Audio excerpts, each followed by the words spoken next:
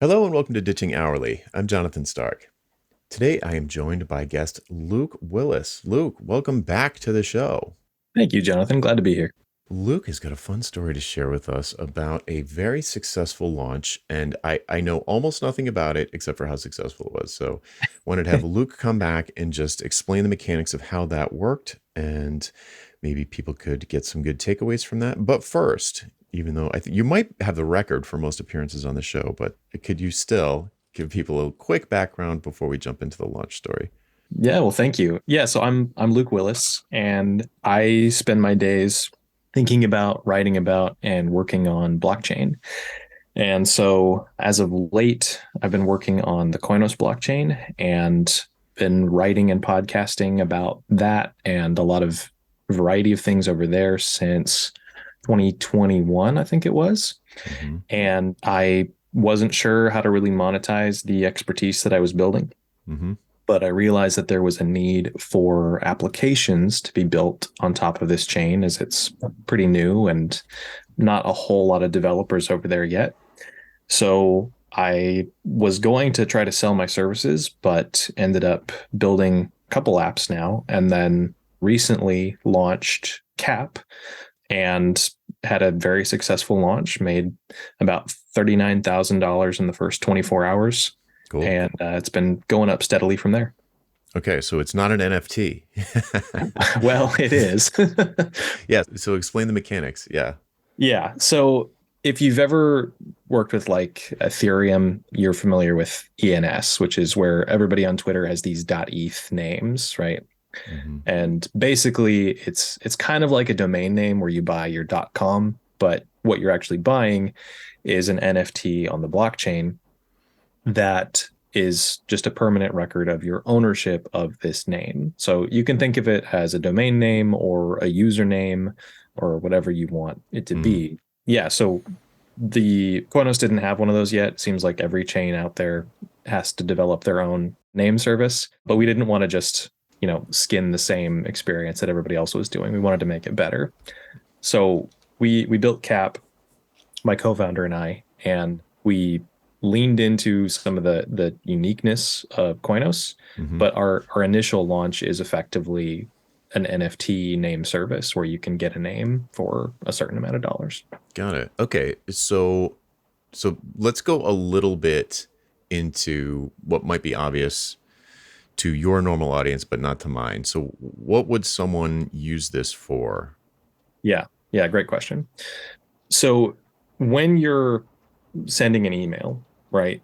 You know the person's email, you know their phone number, you know their address. There's some kind of fairly easily memorized identifier for the person, right? So if you want to get a hold of somebody or send them money or whatever it is you want to do, it's not that hard in the real world, right? You don't have to remember their bank account details. On blockchain, you have to have the person's public address, which is like, I don't know, 40 characters of hexadecimal, and it's a mess. So it's impossible to memorize and it's easy to mess up. So if you're sending tokens from your address to mine, you have to copy it, the address that I send you, and make sure you get it right. And that's fraught with issues because, other people can create addresses that look pretty similar to mine, starts with the same few characters, ends with the same few characters. So you might not realize that you're sending money to the wrong place. Mm. So there's a lot of difficulty around addresses. Yep. And so having a name, like I'm Luke.coin is the name that I have. So if Mm-hmm. you can just send tokens to Luke.coin, then that's way easier, right? You don't have to memorize anything else. So in the same way, any time if you build a chat app that uses the private and public keys of your blockchain address for like end-to-end encryption of chat, Mm-hmm. then you can back that up with actually displaying the username that the person selected on chain. So it's kind of a portable identity for any application built on top of or adjacent to the blockchain. Any blockchain or just the Koinos? Well, it's for the keys that you're using on the Koinos blockchain, Mm-hmm. and any app would need to pull the ownership of that NFT off the Koinos blockchain. So Got it. we'll say Koinos. Yeah. Okay. So $39,000. How many customers? Like, how did the pricing work? You Yeah. know, yeah, and why were the people who were in? Why were the buyers interested? I guess in what's the problem that it solved for them? How much did it cost them to solve this problem? I mean, you just explained the problem, so you don't have to do that. But Right, right. right, but so like, yeah, walk me through like the pricing. Was it auction based? Did it go up and down based on length or anything? Gotcha. Yeah, yeah. So pricing wise, we're pricing it based on the length of the name. And so if you want to buy a one character name, X dot coin or something like that, Hmm. that costs $1,000 a year. And if you want to buy a 2 or 3 character name, that's $500 a year. 4, 5, or 6 characters is $100 a year. And then 7, 8, 9, 10 characters is $10 a year. Got So it. we tried to hit a lot of different price points where anybody could come in and get a name regardless of your budget. Hmm. And we didn't really expect a lot of people to grab the top tier of names at $1,000 a year, but we Right. actually made most of the money. Well, I mean, like a quarter of the money off of that top tier. Interesting. Later this year, we're going to be launching a free tier where anything 11 characters or longer will be 100% free, and there won't be an annual subscription for that. Interesting. All right, so that brings us right into, well, in the Ethereum world, I guess would be gas fees. Right. So I got JStark dot ETH, Mhm. and it was like, oh, it's $5. I'm like, okay, $5. I might as well grab that. And then like Right. $300 later, I had it. So Yeah. what? But Ethereum's different now. It's Right. actually different now from when I did that. But what is the difference with Coinos that allows you to even offer a free tier? Yeah, yeah. And so this is really the big difference, and the reason we have a free tier and the reason why this is kind of our differentiator compared to other blockchains. Hmm. With every other chain, even if something is offered for free, you still have to pay gas, which is, for anybody who doesn't know, it's the transaction cost. So it's kind of like paying shipping, right? Just because somebody is going to send you something for free, you still have to pay postage. So the actual cost of the transaction can vary pretty wildly. There's a lot of chains that are pretty inexpensive, like the gas is really not that much, couple pennies. Hmm. But on Ethereum, which is the most popular smart contract chain, you can spend, I mean, $10 on a cheap day to a Yeah. few $100s on a really expensive moment. Hmm. And this is because it's supply and demand. If there's a lot of people trying to get on the blockchain and use it for something, then prices spike way high. And that mechanism, like that's used even on the less expensive chains. So even if it's a couple pennies now, it could get more expensive later. Hmm. Now, I'm personally not too worried about the monetary cost of inexpensive chains. I feel like they're pretty good for people who know what they're doing. Like if the gas is cheap, it's cheap and that's great. But the real problem is the user experience. Before I can use your dApp to get my name or do, play a game or something like that, I have to get tokens for the blockchain so that I can pay the gas. So even if I'm not going to hand any money to you as the creator of the application, I still need to have money invested in this ecosystem.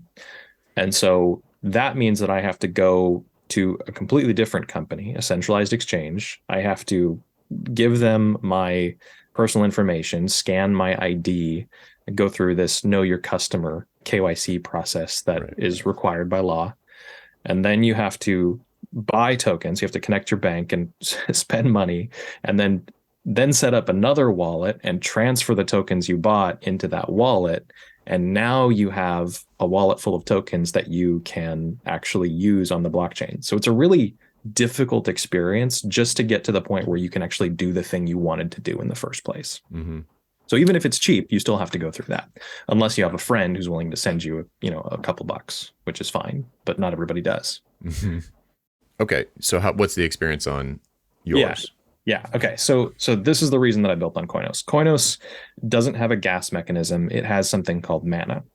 And so the difference is that every token is still used to pay the cost of the network, but you're never actually going to drain your balance. You're going to lock your tokens to your wallet. for up to 5 days. So when you spend mana, what you're doing is you're spending opportunity cost. You're saying, I want to use the network now, and so I won't be able to use it later. So the Hmm. more tokens you have, the more access to the network you have. But it's an opportunity cost of deciding, do I want to do this or do I want to do that? Hmm. So that's pretty good on its own because for people who have tokens, they can use the network now and not feel like they're wasting money.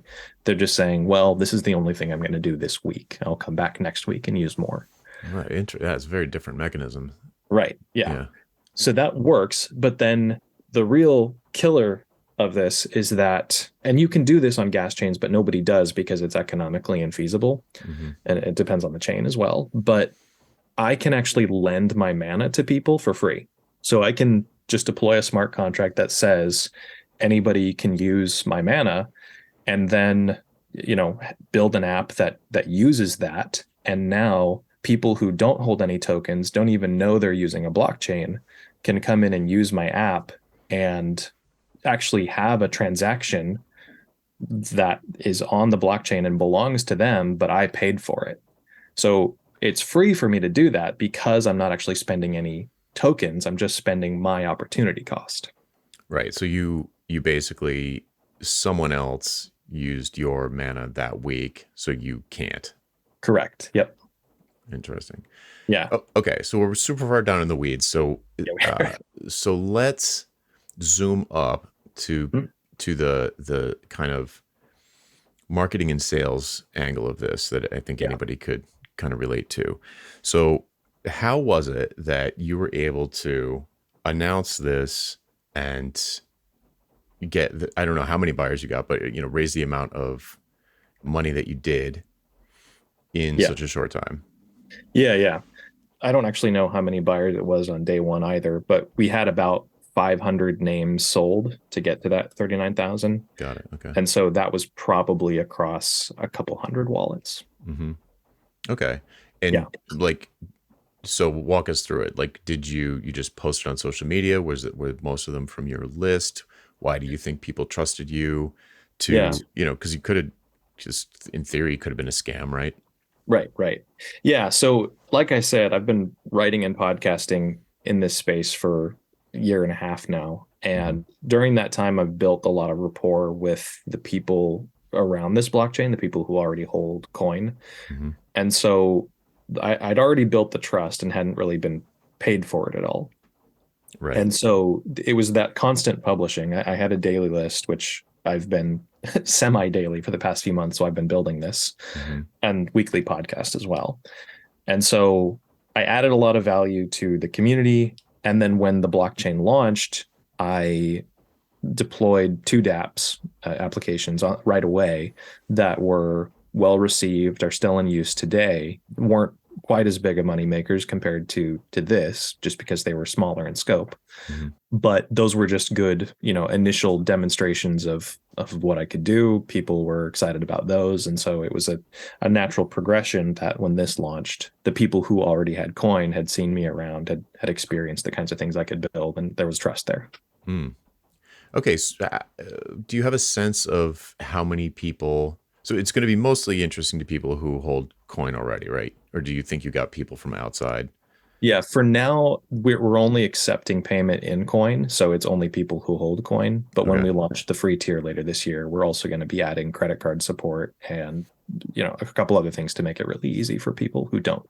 Hmm. Okay. And where did you announce it? Was it just social media, just your list? Did you do like on your podcast? Did you do an episode? Like how coordinated of a launch was it? Or did you basically just send one email and like, oh, 40 grand?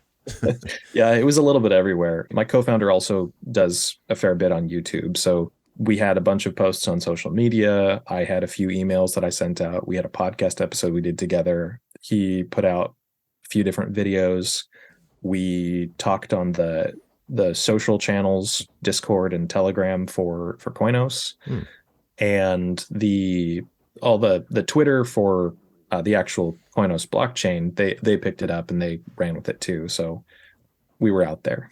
nice. And Yeah. how much of that was leading up to the launch and how much of it was post? Good question. I'd say most of it was leading up to.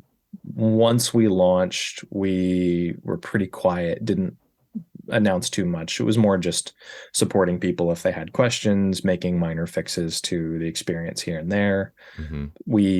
I sent out a thread on Twitter after the fact explaining kind of our strategy and how we got to the $39,000 launch. But yeah, we've got more planned in terms of content around it, but I haven't hit my email list or anything like that with it since. Got it. So basically, all leading up to it is kind of hopefully stoking demand, evidently successfully, Yep. and then it's just like, okay, launched. And now, does it continue to? I mean, people can continue to buy stuff, right? But I imagine after that big spike, was there a big drop off? Yeah, the spike was definitely the majority of it, but like I Hmm. said, we had like 500 names there. It's been steady for the past 2 weeks, so we've got around 750 now, Hmm. and more like $45,000. So like all the expensive tier ones were day one, and then it's been more of the cheaper tiers and a few in the middle tiers as well since then. Hmm. Cool. Okay, so maybe to get a little technical for the software people in the audience, what's the experience like? Does somebody, presumably someone goes to a URL and there's some kind of app there that you connect your wallet to?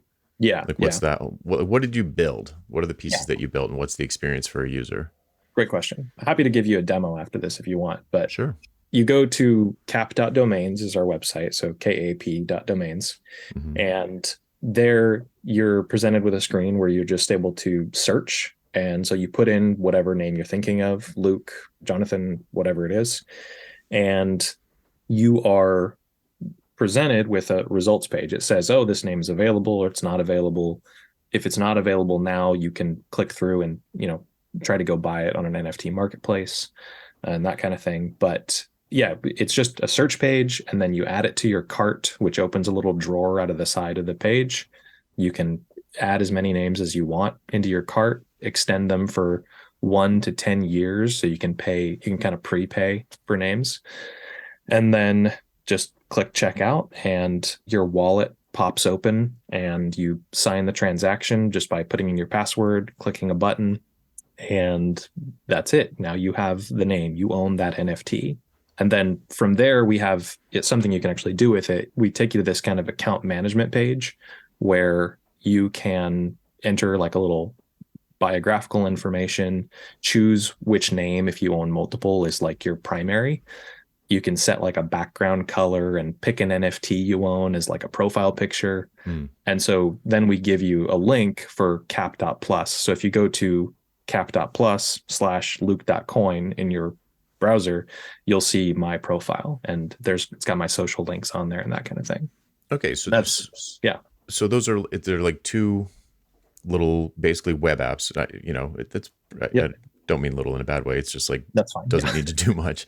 Yep. And is the back end, so like for example, when I search, Mhm. is it searching the blockchain, or do you have like some sort of caching layer? Like, what's going on there?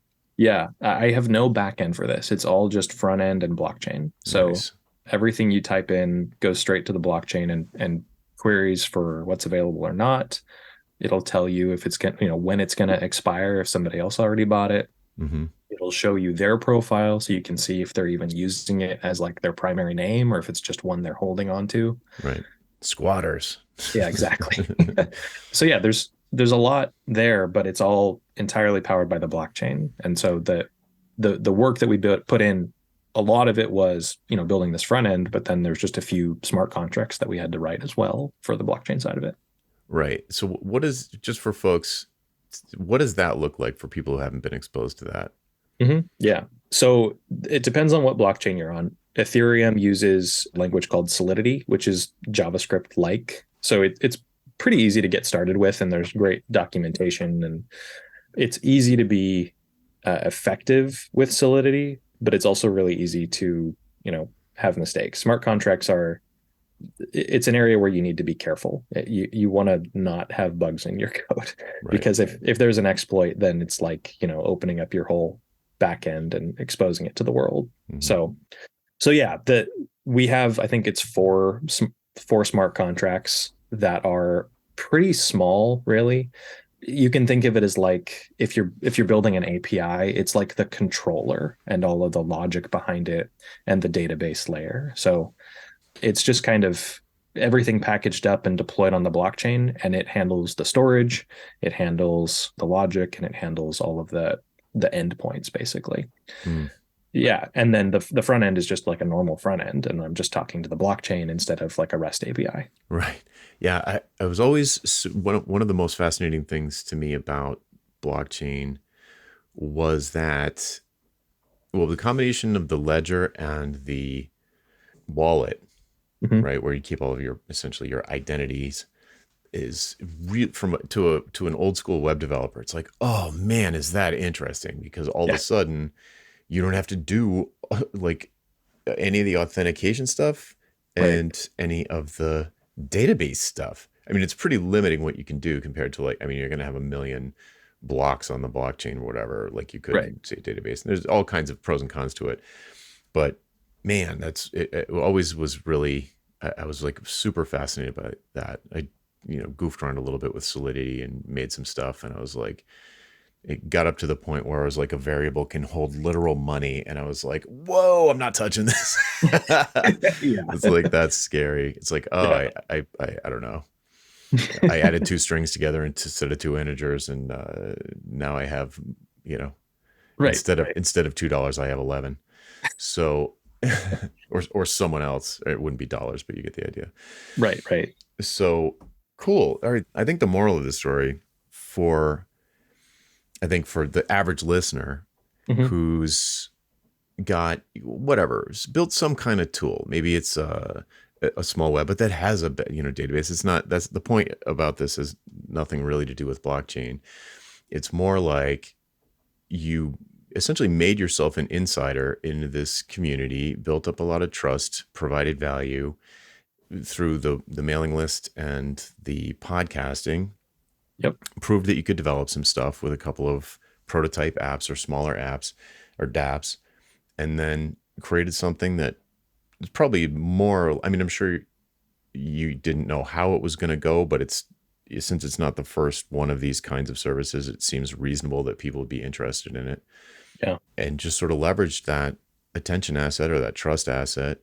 So like, hey, I created something cool and people trusted you for those reasons. And then they're like, yeah, I'll do that. Yeah. That's great. Yeah. It's been fantastic. I really didn't expect to have a launch this large. We were kind of hoping for maybe like $10,000, and we really didn't think we'd get any of the top tier sales, maybe one or Mhm. two. But yeah, it's been great. A lot of Yeah, good reception. I noticed J.coin is still available. So Yes, it is. cool. Uh, Well, what do you imagine is next? well, we've got a roadmap from here, which is up on our website, but the kind of the strategy from here, because we just launched with these premium names, is Mhm. we're working toward launching with free names, which, I mean, there's no reason that we couldn't have launched with that initially, but we felt like it would only be really accessible to people who were already on Coinos anyway at this Mhm. point. Mhm. So we wanted to do more in the lead up to that, where we made it so people who've never even heard of Coinos, don't hold any coin, maybe don't even have a wallet set up, can still come in and get a name and then use it to actually use other dApps for free. So we want there to be, a game or two on the blockchain, ideally, and some things that you can actually do, because we're going to use our mana to let you get the name for free. But then by having the name, we're also going to give you mana to go spend wherever you want. So if there's other applications that you can go play with now, that's a great entry point into blockchain, because now you can do things without ever holding a token, and that's pretty cool to us. So that's Yeah. kind of the idea. And that was one of the big attractions that you had toward Coinus in the first place, right? Like, Exactly. Yeah, yeah. that's why I got involved. Well, I mean that, and I knew one of the founders from college, but Mm. that helps. Cool. So, what about other projects? Are you working on other things, or is this your focus for the time being? This is definitely my focus for the time being. I have a handful of other projects I'd like to get to, but this is going to be it for the rest of the year and into next year. I've got a lot of things to be working on here, and then plan is to decentralize this app next year. So to do that, we're going to be launching a token, issuing it to people who've bought names, and then basically handing over control of whether the contracts can be upgraded, what we can do with the protocol to the people who hold the token. So everything is going to be vote based at that point instead of just, we have the power. Hmm. Wild. Well, it's funny talking about crypto right now. Yeah, It's been sort of a bit of a winter, yeah, but it has. in spite of that, you still had a launch that was like 4x more successful. Yeah, yeah, it was pretty exciting. Yeah, and honestly, I think that the winter aspect of it is kind of a good thing for us because we launched and we're accepting coin. And so that $39,000 is like 70,000 coin. And so, obviously we're speculating on this token and expecting that it will go up in value over the next few years. Not financial advice. uh, Right. so, I mean, as long as we can hold on to that, use the mana to power people's usage of the blockchain, and at the same time potentially be taking profits along the way, that $39,000 could be a lot more later if we're right. Right. Because it's not in dollars. Right. And you could also be wrong, right? Hmm. There's always a risk aspect to speculation, but Sure. yeah, we can still extract economic value by giving away the mana without really worrying about whether we're right or wrong. And then if we are right, we can take some cash off the table. Right. Yeah. Wild. Well, dear listener, don't be confused by the mana and the coin and all of that. Like the Yeah. takeaway here is, if you want to have a big launch, have a podcast and a mailing list for a couple of years, and you know, Yeah. it comes back around, and it's fun. It's like fun to do that stuff, like research it. You get to meet people, interviewing them on a podcast, and it's a fun way to spend time. That that if you do successfully build trust with an audience, and you bring them something that they want, there's some demand for. What do you know? They pull out their wallet, digital or otherwise, and are like, chip in. Yeah. Yeah. Exactly. Cool. Okay. Well, just a quick episode to give people a particular story of building this sort of trust and authority through daily and weekly publishing. And it's a nice little success story. Thank you. Yeah. Thanks for coming on, Luke. Absolutely.